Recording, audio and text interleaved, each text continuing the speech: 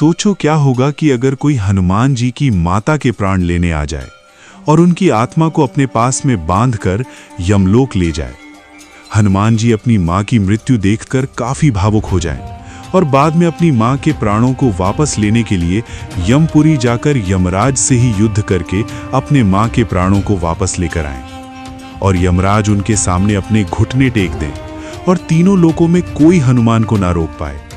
ये मंजर कैसा होगा? आज की वीडियो आपके रोंगटे खड़े कर देगी, तो वीडियो को स्किप करने की गलती बिल्कुल ना करें। अंजना माता कोई साधारण स्त्री नहीं थी, वे वर्षों से तपस्या में लीन थी। उन्होंने अपना पूरा जीवन त्याग, संयम और प्रभु राम की भक्ति में अर्पित कर दिया था। पहाड़ों के बीच, घने जंगलों में, जहां केवल वन्य पशुओं की आवाज सुनाई देती थी, वहीं वे अकेली बैठकर तप कर रही थी। उनका शरीर कमजोर हो चुका था, लेकिन आत्मा अडिग थी। उन्हें इस बात का जरा भी भय नहीं था कि मृत्यु आ रही है, पर एक मां का दिल अपने पुत्र के बिना कैसे शांत हो सकता है? यही सोच उनके मन को कचोट रही थी। तभी अचानक आकाश में अजीब सा अंधकार फैलने लगा।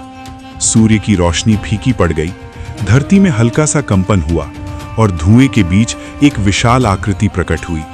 ये यमराज थे। उनके चेहरे पर न क्रोध था, न करुणा, केवल नियम। उन्होंने भारी स्वर में कहा कि अंजना, अब तुम्हारा समय पूरा हुआ है।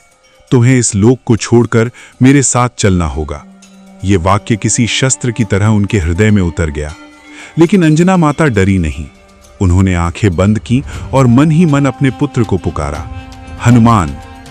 यमराज को लगा कि सब कुछ सहज होगा, जैसे हर बार होता है।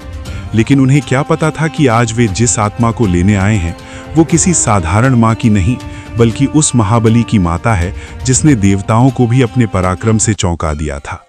जैसे ही अंजना माता ने अपने पुत्र का नाम लिया, उसी क्षण ब्रह्मांड में कुछ बदलने लगा। दूर कहीं आकाश में गर्जना हुई। ऐसा लगा मानो कोई असहनीय शक्ति जाग चुकी हो। अचानक तेज हवा चलने लगी, पेड़ उखड़ने लगे, पर्वतों से पत्थर टूटकर गिरने लगे। यमराज ने पहली बार महसूस किया कि कुछ असामान्य घट रहा है। तभी आकाश फटने जैसी आवाज हुई और एक विशाल आकृति बिजली की गति से वहां पहुंची। ये हनुमान थे। लेकिन ये वो शांत, विनम्र हनुमान नहीं थे जिन्हें संसार जानता है। ये उनका विकराल रूप था, क्रोध से भरा, अग्नि समान नेत्र, विशाल शरीर और गर्जना से कांपता हुआ ब्रह्मांड।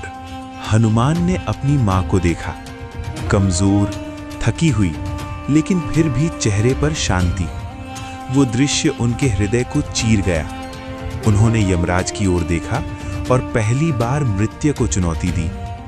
उनकी आवाज गूंजी, इतनी भयानक कि तीनों लोग कांप उठे। उन्होंने कहा कि जिस मां ने मुझे जन्म दिया, उसे कोई भी शक्ति, चाहे वो मृत्यु ही क्यों ना हो, मुझसे छीन नहीं सकती। यमराज ने कालदंड उठाया। उन्होंने नियमों की बात की, धर्म की मर्यादा की बात की, लेकिन हर शब्द के साथ हनुमान का क्रोध और बढ़ता गया। उनका शरीर और विशाल होने लगा। उनके चरणों से धरती धंसने लगी। आकाश में देवता भयभीत होकर ये दृश्य देखने लगे। किसी ने ऐसा पहले कभी नहीं देखा था। मृत्यु और भक्ति आमने सामने खड़ी थी। हनुमान ने एक कदम आगे बढ़ाया, केवल एक कदम, लेकिन उस कदम से दिशाएं बदल गईं। उन्होंने गर्जना की और कहा कि अगर मृत्यु ने एक कदम और आगे बढ़ाया तो वे काल को भी समाप्त कर देंगे। ये केवल धमकी नहीं थी, ये सत्य था। यमराज के हाथ कांपने लगे। पहली बार उन्हें अपने अस्तित्व पर भय हुआ। उन्होंने समझ लिया कि ये शक्ति केवल बल की नहीं, बल्कि राम भक्ति की है, और राम भक्ति के सामने स्वयं काल भी विवश है। एक लंबा मौन छा गया। यमराज ने अपने कालदंड को नीचे कर लिया। उनके स्वर में पहली बार नम्रता थी। उन्होंने स्वीकार किया कि आज वे पराजित हो चुके हैं। अंजना माता की मृत्यु इस दिन नहीं हो सकती। ये कहते हुए वे धीरे धीरे अंधकार में विलीन हो गए। मृत्यु लौट गई थी, खाली हाथ। हनुमान तुरंत अपनी मां के पास पहुंचे।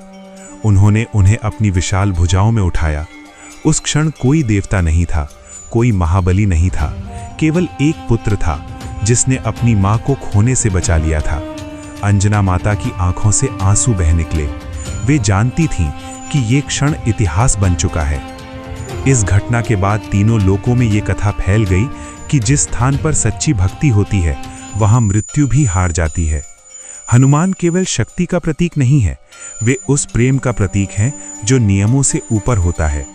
यही कारण है कि आज भी जब कोई भयभीत होता है, जब कोई मृत्यु से डरता है, तो हनुमान का नाम लेता है, क्योंकि उस दिन मृत्यु हारी थी और भक्ति जीत गई थी।